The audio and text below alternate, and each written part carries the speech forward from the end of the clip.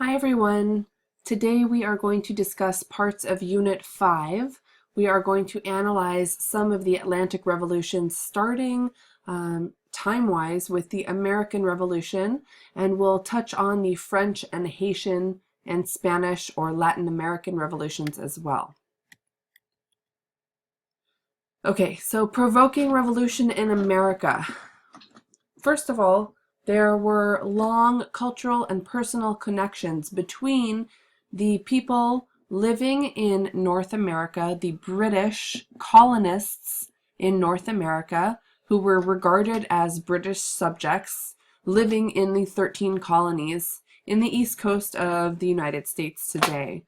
And these long personal and cultural connections included family that remained behind in England, and people would send back and forth letters and gifts, and there were lots of connections between the British in North America and the British living in England. It was very mutually profitable, and this is both militarily and economically speaking. First of all, raw materials grown and processed in North America by the British were sent back to England. And the people in North America, the British in North America, also collected taxes that were sent back to England to pay for things like the British military. And in exchange, the British military became very formidable and very powerful. And the British military would then protect the British colonists in North America. And they would be protecting the colonists from French and Russians and other European colonists, in addition to Native Americans in North America. And the British also practiced what is called salutary neglect, meaning a hands-off style of government between the English crown and the colonies. The colonies had, in a lot of ways, a free rein to self-govern in a way that they deemed positive. And as long as taxes and goods arrived in England in the form of cash and crops, then the British in North America kind of did their own thing. I kind of see this as a teenager who you don't tell him what to do in his room as long as he comes down and does the dishes and takes out the trash. You kind of just leave him alone in his own room. Okay, this image is European claims to land in North America, and this is prior to the French and Indian War, which is also known as the 7 Years' War, and we'll talk about that in a moment. But you can see the reddish color are British claims, which became the first 13 colonies after the American War of Independence. But we see, or most of them, so the British are in red. Down in the bottom in Florida is Spanish claims, and the blue is French. And anywhere that there is a line or lines, you see it's disputed territory between these European powers. One thing that's important to note is that a big group of people are missing, namely the Native Americans, who of course were in all of these territories solely in the beginning, and of course after Europeans came, their numbers started to dwindle. Okay, so the French and Indian War, or the 7 Years' War, took a big toll in provoking revolution in America. And it's kind of an interesting war because it was the American theater, or the part that took place in North America, of a massive conflict in Europe, including Austria, England, France, Great Britain, Prussia, and Sweden. And what we see here in North America is just a tiny battle in a bigger war. The English and French battled out for colonial domination, and this included in North America and in the Caribbean and in India. So it's kind of interesting that it's called the French and Indian War, because it was the French and Indians versus British and Indians, which is interesting. And of course, when I say Indian, I don't mean people from India, I mean Native Americans.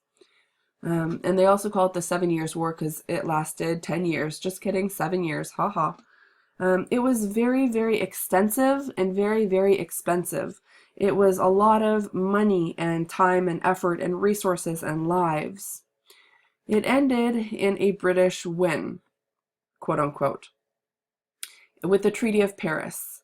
And basically, France and Spain ended up yielding their territory to England, and this was east of the Mississippi River, plus Florida, which Spain ended up giving up. And this limited France in the Americas, and it began the colonial and maritime supremacy of Great Britain. Great Britain really started to gain power at this time. And France gave Louisiana to Spain in 1762, and Spain held this land until 1800 when Napoleon took it back when he tried to expand the French Empire, but soon he sold it back to the United States after losing the Haitian Revolution and was preparing for war again with the British. Anyways, that was sort of a side note. But now, because of this 7 Years' War, the French are really limited in the Americas. And this is a problem for Native Americans. So again, that down here in red is British claims before 1763, and the British gain all of this territory, all of the pink stuff, in 1763, and the Spanish had territory down here, and the Spanish ended up gaining all of this chunk of territory towards the west of the Mississippi River. Something to note of interest here is what is called the Indian Reserve of 1763, right in the middle of the map, this whole territory being outlined in green. Unfortunately for Native Americans, this territory, which was set aside in treaties created by the British for Native Americans who had been kicked out of their homelands in the Eastern Territories, namely this area, the red area, so the British set aside this Indian Reserve. It was supposed to be for Native Americans. However, white settlers ignored these treaties and constantly encroached upon Native American lands, Indian lands. And the American government, namely white British people, were completely unwilling to stop the white settlers from going in there with military or other intervention. So the Indian Reserve was constantly being chipped at by white British colonists. And Indians were continuously forced west again and again, eventually until they reached the Pacific Ocean. And we see kind of interesting comparison. Today we have a pipeline, an oil pipeline being built across Native American territory. It is private land that has been given to Native Americans, and a private company is wanting to build an oil pipeline through this territory. The Native Americans are saying no, and the American government, which is supposed to defend Native American rights, once again are choosing to defend money, and the oil pipelines are being pushed through thanks to our new administration, which is an extremely sad experience for nature and for our Native American brothers and sisters. It's quite a shocking thing that is happening here, and our military is being used to cause harm to Native Americans to promote big business oil, which is just horrendous in my opinion. Okay, so this British win is a really big loss for Indians, for Native Americans, for a few reasons. One, it was really hard for Native Americans to unite and to fight against the European powers, because prior to this, they had kind of been using European powers against each other. But now the French and the Spanish and all other influences are gone, and it's just the British, so they have no bargaining power anymore. Eventually, Pan-Indianism ends up growing. It's this idea that all Native Americans should unite against the English. Of course, prior to this, every Native American tribe was their own entity and did their own thing with their own cultures, their own customs, their own language, and many of them were warring against each other or were trading with each other. But either way, now there's this idea of pan-Indianism. We are all Native Americans going to unite together to combat the English. This ended in what was called Pontiac's Rebellion, or the Long War of the West, with an English win against Pontiac, the chief of the Ottawa, and his Indian warriors. The English, of course, had superior weaponry and training, and at this point in time, they already understood how smallpox was spread, or at least they understood that if people are exposed to smallpox, they could get it, and the Native Americans, having no immunity, would suffer tremendously. So they provided Native Americans with blankets that were infected with smallpox to destroy the population in a really, really mean type of way. Indians tried to battle back by poisoning water, by putting bad meat upstream so that the British would drink bad water, but that didn't really work. And this war ended up leading to Indians being pushed farther and farther west. There's this song by Iron Maiden called Run to the Hills. I'm not going to play it here because of copyright issues with YouTube, but we will listen to it in class. And please, if you have a chance to Google it or YouTube it, it's a pretty powerful song in regard to the words. And it basically tells the Indians to run to the hills because they are worth nothing and they will be killed if they don't get out of the way of the white people. And this is an image, I'm sorry, it seems super blurry here, but this is an image of Pontiac talking to his warriors before going to battle. And it was a means of, again, uniting Indian tribes across America to combat the European, namely British superpower, who was coming in to take over their territory, their land, their way of life, their culture, etc. Okay, so the English increased taxes for the colonies in the 1760s. King George III ended up needing to pay for the 7 Years' War, and so he increased taxes. And so he does this in a few ways that cause a lot of challenges. First of all, he enforces it by what are called the Vice Admiralty, and these are British officials that are sent to North America, to the British colonies, and this is not peers, this is not British people, colonists in the Americas, in North America, who are now saying, okay, now we're going to deal with these taxes. He sends new people, the Vice Admiralty. So they're British, of course, but they're considered not local. They're not peers. They're not. They haven't been living in the Americas, and this is seen as sort of an insult. And the taxes themselves are very challenging. A few examples: the Stamp Act of 1765. Now is the most disruptive. It is all official papers. Newspapers, diplomas, marriage licenses, wills, playing cards. Any paper basically has to have this stamp on it, and those who do not comply are going to be now, or were going to be tried in a court-operated, a crown-operated court, meaning by the Vice Admiralty, not by peers, but the British officials sent from Britain, from across the sea. They were going to try these people who were not stamping their papers.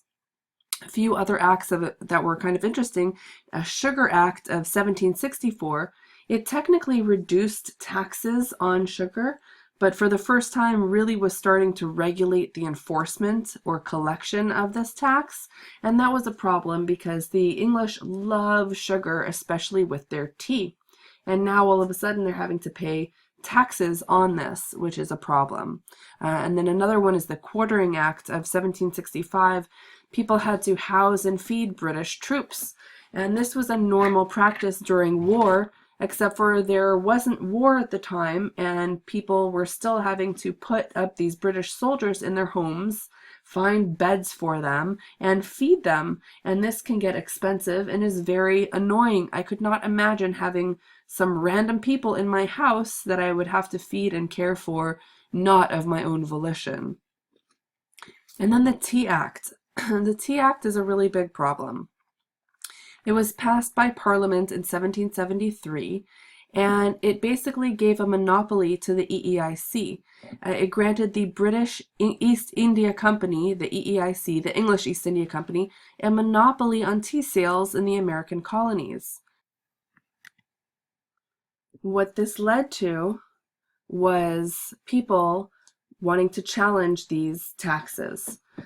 So the Boston Tea Party is an event in which a bunch of colonists, British people in North America, dressed up as a group, as Mohawk Indians. They called themselves the Sons of Liberty, and they boarded 3 ships that were moored in Boston Harbor, 3 British ships that were waiting to empty their loads onto the colony territories once they received approval and got taxes for it and stamps, whatever it was that was necessary.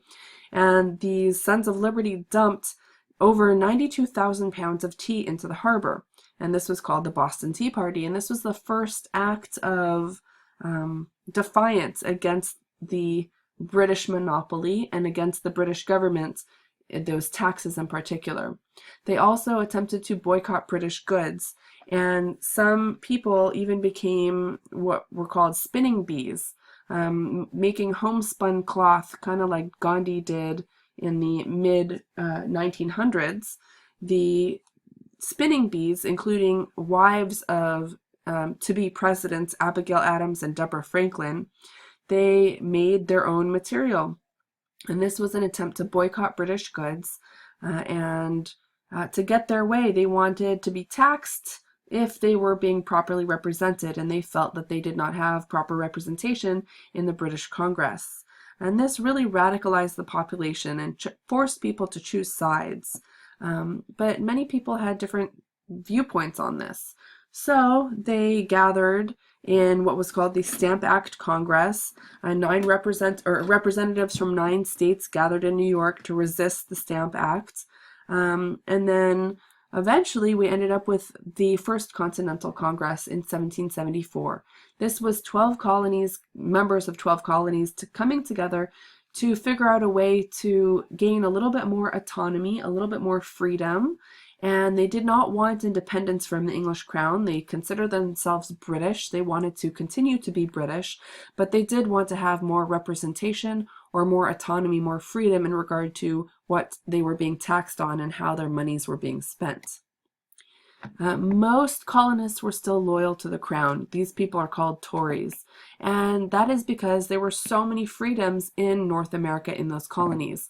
There was no aristocracy, meaning people didn't have to call other people sir, and there wasn't like such a social hierarchy between the colonists. There was no single Protestant church. There were lots of Protestant churches. Most of the people who came from the British to North America were Protestant sects, but so there were lots of churches. There wasn't one single church like the Anglican Church in Britain, so that gave people a lot of freedoms here. And there were so many economic land opportunities. The land was completely empty when you disregard the Native American population here, of course. And this led to people being able to take whatever land that they could, defend themselves, and grow whatever they wanted to. There was also great fear of royal repercussions. Going against the British military would be very frightening because, again, the British military was very, very formidable of a force. They were very strong and powerful, had tons of weaponry, had tons of training, had professional armies, people who were whose job it was to be in the military. And these colonists had nothing. They had pitchforks and a few rifles. They didn't have military here. So there was a definite fear of what would happen if they went against the crown too hard. And then there were some Southerners in particular who had a great deal to lose if they went against the British crown. So they definitely supported the king and the parliament because they made really good money off of trading with the British, and they didn't want to lose that. Finally, the American War of Independence. While the British held the upper hand, to say the least, They had, again, very professional military. The Americans had nothing, or should I say the British in America had nothing in comparison. The rebels or patriots, who were called Whigs, had a few things that were kind of important, however. George Washington was their leader, and his techniques, his tactics were kind of really impressive. He used what today we would consider guerrilla warfare. Even though he had much fewer numbers of men and weapons, he was able to trick the British and hide behind trees and light lots of fires at night so that the British thought that their enemies were a lot greater in number. And the rebels also had European support. The French in particular, plus members of Spain and the Netherlands and some German nations, German support, also helped because they wanted to see the British Empire weaken. So they helped the rebels to fight against the British Empire. Our primary source document on this is the Declaration of Independence, which was written in 1776. A few things of interest here to note. Thomas Jefferson was one of the writers. Originally, he was for the abolition of slavery. He wanted slavery to end.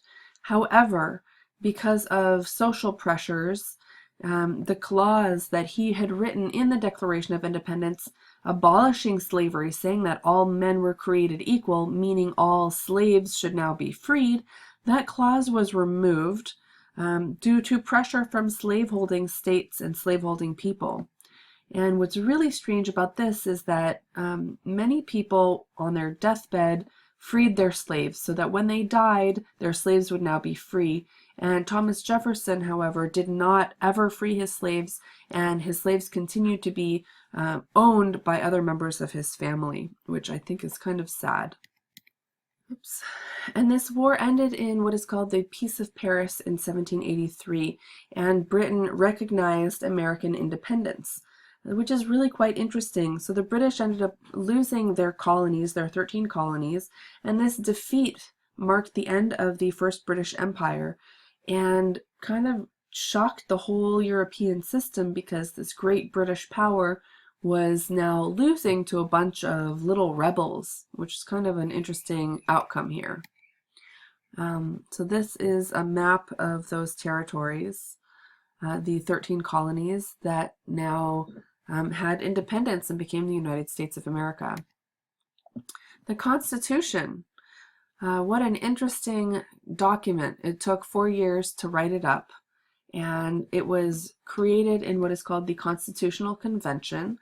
And this is really kind of a trip to think about. A Republican government was created for the first time, gave complete sovereignty to the people. This allowed the people to have a say in government. And this gave rights and liberties to the citizens of these United States.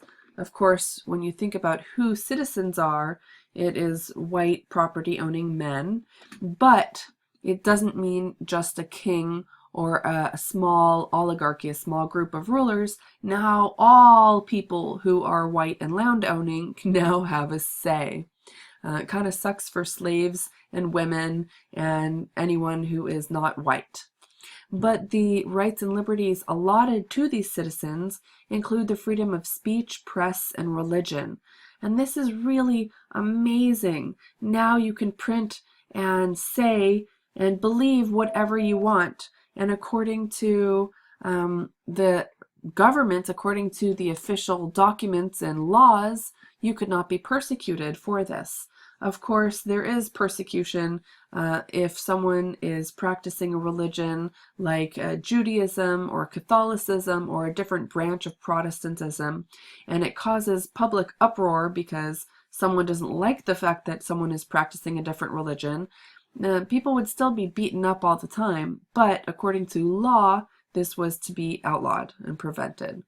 And of course, there was a fear of the excesses of democracy, meaning we can't provide everyone with freedoms. That wouldn't be good. So it led to citizenship and voting rights for white land owning males only. But that's kind of a step in the right direction. So the American Revolution, was it revolutionary or not that revolutionary? Well, it did not end slavery. It did not end the land grab against Indians or Native Americans in their territories, territories that were created and written for them. And it did not allow citizenship or suffrage, meaning the right to vote, for all people. However, again, voting rights increased very, very dramatically to white elite male landowners, which the numbers, the percentage went up in an extreme amount, but again, did not include everybody. Our primary source documents by Frederick Douglass, What to the Slave is the 4th of July. We will talk about this in class, but please think about how Douglass's arguments reflect the ideology and language of the American Revolution, including the words on the Declaration of Independence, which is one of our primary source documents that you should read. And this is a picture of Frederick Douglass, one of my wonderful personal heroes, a real fighter, a lover of peace, and someone who I think anyone would attempt to emulate. He was very eloquent in his writing and in his speeches. This clip on the French Revolution, again, due to copyrights, we will just watch this in class. But you can Google it or YouTube it, The History of the World Part 1, and look for the French Revolution. It's pretty entertaining, and we will watch this in class. Another couple of videos we will also watch in class. And now the French Revolution. Oh ha ha. Okay, the French Revolution, 1789 till 1815 is when it took place. Really, the heart of the revolution was just a few years, but it took quite some time for the ideas to foment and to turn into something bigger. It was inspired by the 18th century Enlightenment, the 1700s, with reason and logic. And we've talked about this already, and we'll talk about it more in class, but basically the idea that men can be trained and taught how to be better people. And perhaps a king did not rule with divine right. Perhaps a king ruled because the people gave him power. And now the French had connections to revolutionary ideas from the American War of Independence. A lot of French soldiers went and physically fought in the war against the British for the American patriots, American rebels. And they saw the vocabulary that was coming out of that with the American Constitution and rights and liberties for all citizens, and they really liked those ideas. Additionally, the American War of Independence plus the 7 Years' War caused an extraordinary amount of debt for the French people and for the French government. The French social, political, and economic system was divided into what is called the three estates. And there was a lot of resentment of privilege against the first two states, the first 2% of the population. The first estate of the three estates was the clergy, and their numbers were about 100,000 people. And the second estate was the nobility, about 400,000 people. Combined, we're talking 500,000 people, and these very small percentage of the population had rights that the majority, that the 98% did not have. They were allowed to dress a particular way, and if people who were of the third estate, the commoners, dressed in that way, they could be harassed and beaten up and imprisoned. Hunting rights. Now this is really important because the nobility and the clergy, if they go hunting, it's generally not for food.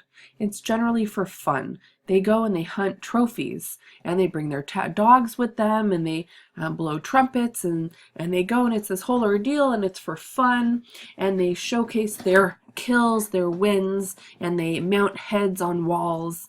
And the food perhaps, or the meat is perhaps eaten, but it's not necessary for survival. And then tax exemptions. The nobility and the clergy did not have to pay taxes to the degree that the majority did. And we're talking major loopholes in the system that weren't even loopholes. It just these people were not taxed. On the other hand, we have the 98%, the third estate, and this was everyone else. This was 24 million people as compared to the 500,000 of the first and second estates. Now, the problem with the first and second estate having hunting rights and the third estate not having hunting rights, well, the third estate is starving. They are hungry and they do not have enough food and meat to provide for their families, and they are not allowed to hunt, period. And if they were caught hunting, again, they could have major problems, imprisonment, etc. And they were the ones who had to pay taxes to pay for all the government needs, including the war debts. Plus, this 98% had an extremely big lack of participation, lack of rights in government.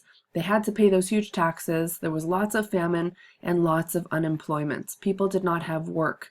And when you don't have work and you don't make any paycheck and you're starving, this leads to agitation, especially when we have those ideas of revolution coming in from America, with French soldiers having fought in America in the War of Independence for the Americans against the British. Now they're in debt and they're being forced to pay for it, even though they are starving to death, and the nobility and clergy are having parties and eating really well.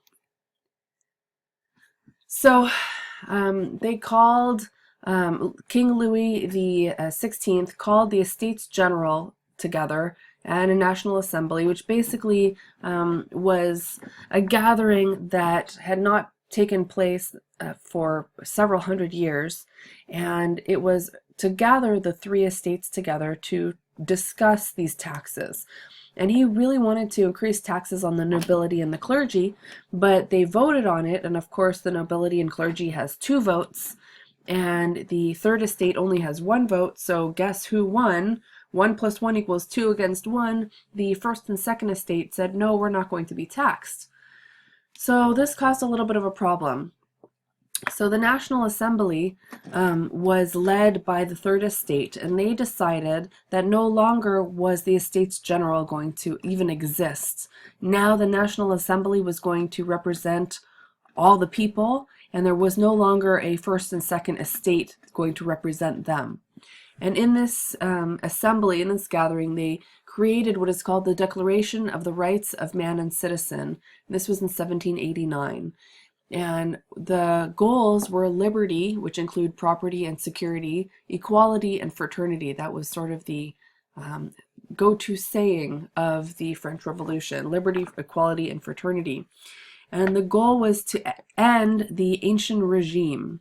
The ancient regime means basically the old dogs, the old powerhouse, the nobility and the clergy and the king, who had had power for generations and had passed down their power in what is called feudalism, an attempt at feudalism where someone owns property, and on that property there are a lot of people who work the property and provide tribute or taxes to the owner of the land, and the owner also has maybe some knights to defend him and his property. And it's a very interesting way to keep the 98% in check and to keep the nobility in power and with money. This is an image.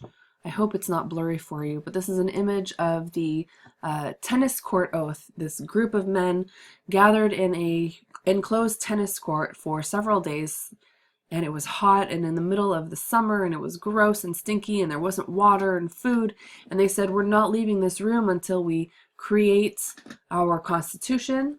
And so they worked really hard, and their goal was, again, liberty, property, and security. This image is kind of interesting. It's called The Reversal of Roles, the Three Estates of Revolutionary France. In the background, you can see kind of mob riots with 2 heads on pikes. This was a normal scene during the Revolutionary War, where the third estate would end up cutting the heads off of clergymen and nobility and march them around in the streets to show fear and to show power. And in the background here, this is the Bastille, which was being taken apart. We'll talk about that in a moment. But the main images here are a clergyman, a religious figure, and a member of the nobility as they stare in horror as this man is breaking his chains and reaching for a rifle. And this is a really, really frightening scene for those old dogs, the ancient regime, because they're used to having all of the power. Now all of a sudden the third estate gets this idea that they can rule themselves, and they start to act upon it, and that's extremely frightening.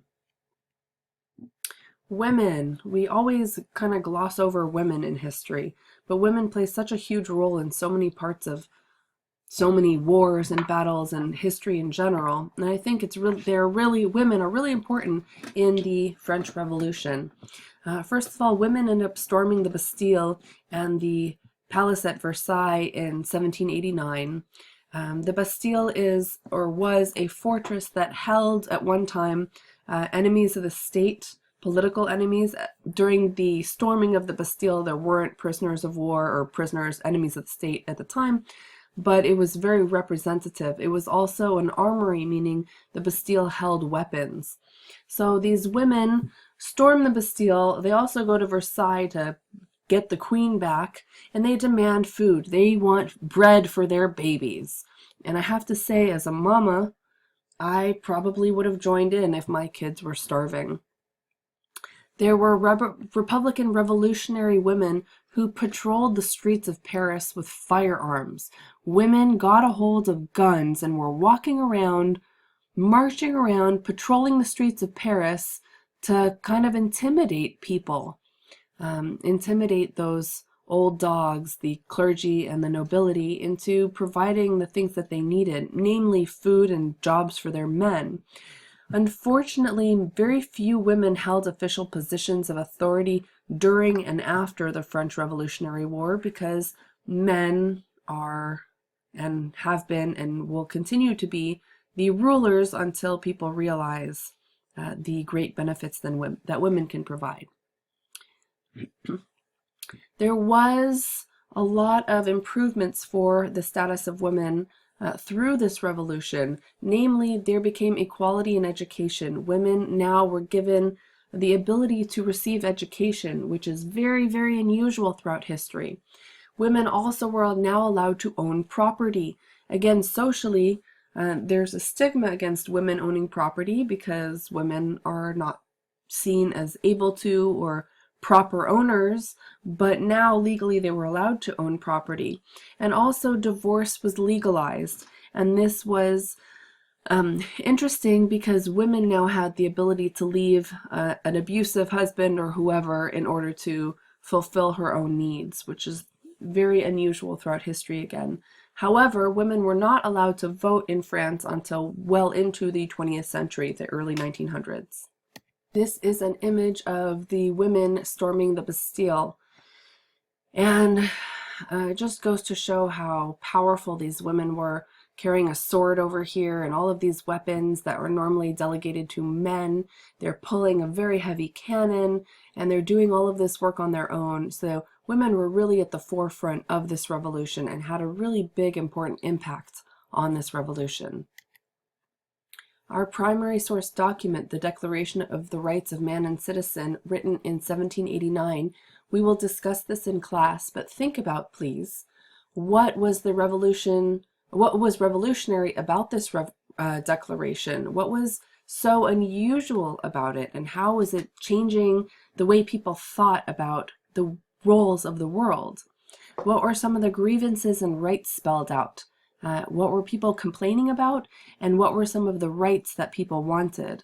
And then think about who and what is missing from this declaration. 50% of the population plus another huge segment of the population aren't even mentioned and don't count as citizens. And think about why, and think about some of the other rights that are missing from this declaration. We'll talk about this in class. Okay, moving on to a new kind of part of the French Revolution. This picture is of Maximilien Robespierre. His nickname was the Incorruptible because he was supposed to be so good and so moral and so hardworking and caring for the rights of the people that he was considered to be incorruptible. And he had a major amount of influence starting in 1793. Eventually, he provoked what is called the Terror, where tens of thousands of people ended up being killed in France, namely by the guillotine, which is this contraption here. It's a sword or a blade that was dropped quickly over someone's head, and their head would literally be chopped off. And back here, there's a basket that would catch the head. And this was how enemies of the state were killed. It was supposed to be painless and quick because it just chopped their head right off. Sometimes it didn't work very well because maybe hair was in the way, and so the blade would be stopped halfway through cutting the head. So there were some challenges with it, but in general, this is how anyone who went against the revolution was killed. And even, unfortunately for Maximilien Robespierre, he ended up getting the chop after a while because people thought he was too influential and too power hungry and too crazy. So even though he was considered the Incorruptible for so long, he eventually ended up getting his head chopped off. However, his friends cared about him and loved him so much that they gave him a gun to kill himself so that he wouldn't go through the humiliating act of having his head chopped off in public. However, he was a terrible shot and ended up just shooting his jaw off and ended up going to the guillotine with his jaw wrapped. And they had to unwrap the bandages, which caused a lot of pain. So he was screaming in agony the whole time, and it was a very unfortunate scene. What was created eventually was called the Cult of Reason, and even a new calendar. They started with day in year 1, and they got rid of all religious holidays, and they made a longer work week, and everyone was supposed to be really hardworking and really committed, and it was very exciting in general, but very, very violent, extremely violent. This is another image of the guillotine, and you can see this guy is holding someone's head, chopped off head. And this, of course, is a hugely public ceremony because we want everyone to know exactly who an enemy of the state is and what happens to people who go against the revolutionary cause. Robespierre's beliefs, a couple quotes from him, or one quote at least. Terror is not but prompt, severe, inflexible justice. It is therefore an emanation of virtue. It is less a particular principle than a consequence of the general principle of democracy applied to the most pressing needs of the patrie, the fatherland. What is this saying?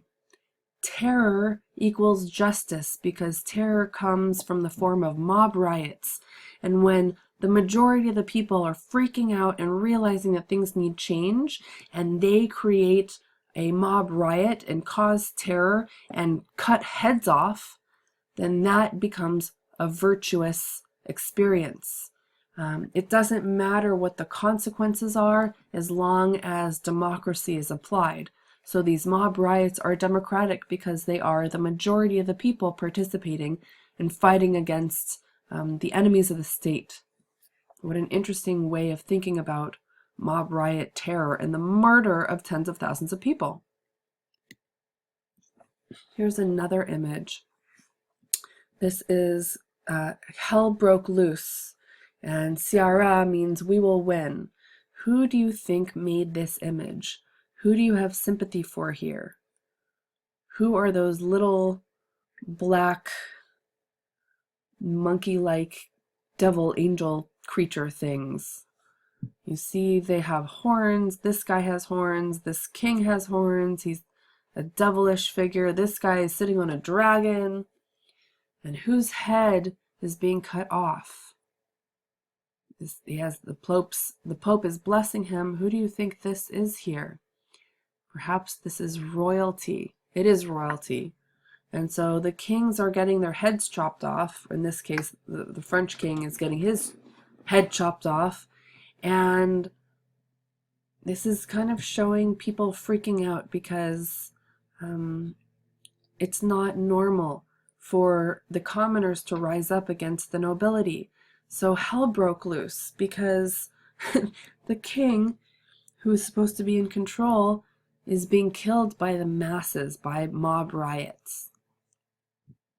And someone who created this image likely was in cahoots with the nobility and perhaps was from another territory and was a nobility or a noble member or a clergyman from somewhere else, seeing what was going on in France and freaking out because hell is breaking loose. We've got people who are not supposed to be in charge taking over, and the people who are in charge, the kings and the nobility, are having their heads chopped off. What a scary time for those 2%ers. Another image of people with their with nobility or clergymen's heads on pikes, excuse me, big poles that they would march around in public as a parade. Could you imagine the blood dripping down? That's so disgustingly gnarly. Aristocratic heads on spikes during the Terror. And then Napoleon, General Napoleon Bonaparte. He attempted to end the chaos. For quite some time, people were running around murdering other people for going against the revolution. And in some ways, people needed someone like Napoleon, who was very powerful, to come in and take over, because the killings needed to stop. The violence, the terror, as it was called, needed to end.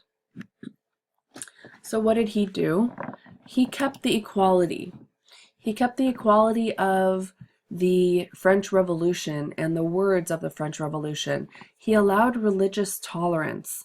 And this is really interesting. You have Jewish people and Protestants and other groups of religions kind of feeling like maybe they can come out of the closet just a little bit and say, yes, I am not Catholic, or I'm practicing Catholicism in a different way. And legally, according to law, they were no longer going to be persecuted. Of course, socially, I don't know how many people came out of the closet, so to speak, but according to law, there was now religious tolerance. He also provided education. Again, this is to women as well, which is unprecedented. And he expanded transportation. And this is really interesting because he doesn't care if people get to travel. He wants his soldiers to be able to travel very quickly. So he expands the roads and ability for people to be moved and goods to be moved very quickly.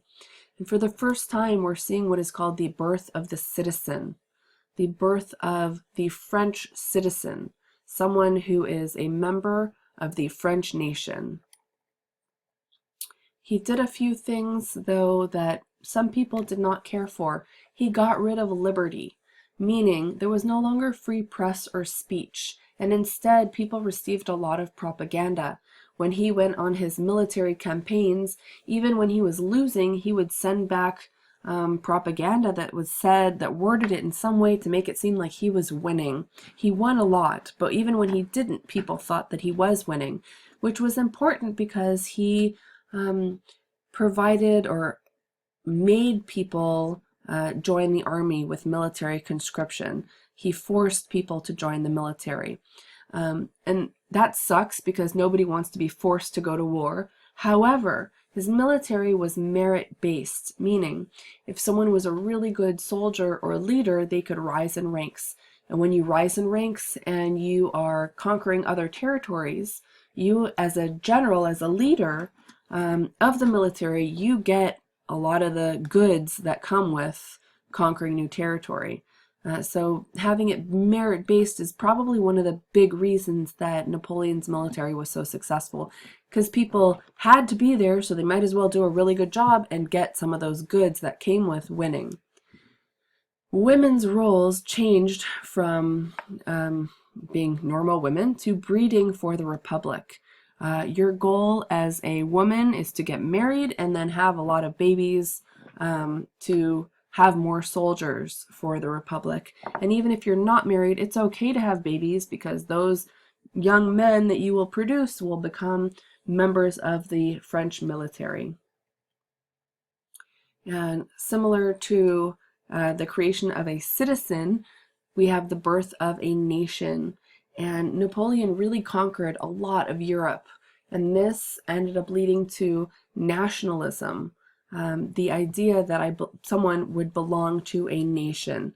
And just a note on Napoleon, he started out being voted into power and eventually made himself emperor for life, basically, by taking away rights of some other people and getting rid of people in the Congress that he didn't care for, which is kind of an interesting way of doing things. Eventually, he ended up losing in his lust for land. He lost to both Russia and to the British, and he was put in jail, and then he was freed from jail by his supporters, and then he was caught again, and he ended up dying in jail, and it was very sad for him and his people who loved him. But what was interesting about the birth of nationalism, because he conquered so many territories in Europe, a lot of people didn't really want to be conquered by the French, but they really liked some of those freedoms that he had provided, or some of the rights that he provided, such as religious tolerance and education and transportation. A lot of people didn't really care for being ruled by Napoleon and the French, but they did appreciate a lot of the ideas and freedoms that Napoleon and the French brought to other parts of the world. He lost to Russia, and this is an important lesson in history. He lost to Russia because the Russian military was pretty powerful, and in the winter, rather than fighting the French, they just pulled back and burned everything. So there was no food, no shelter for the French military to protect themselves or to nourish themselves, and his French military ended up starving and freezing to death, and so they had to pull back, and they ended up losing to Russia in this way. Had someone a few years down the line paid attention to this history, he would have known not to attack Russia, and perhaps we would all be ruled by the Nazis today.